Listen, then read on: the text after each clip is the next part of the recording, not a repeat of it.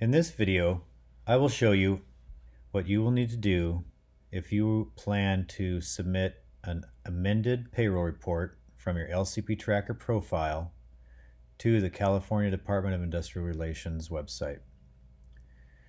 After verifying that the information is correct, or after updating the information, you'll move down to the notes section, enter in your notes.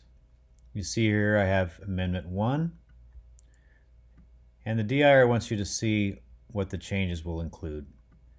So we have a corrected class craft and classifications and adjusted values for base hourly, total fringes, and training.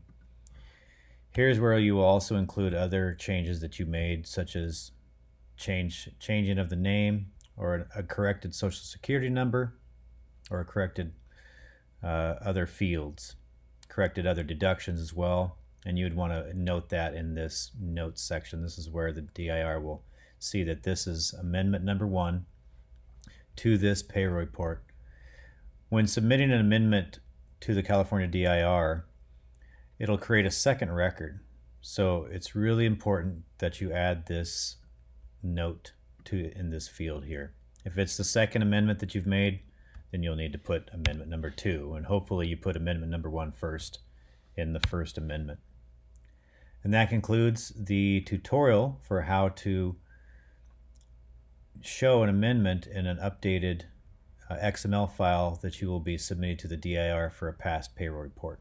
Thank you.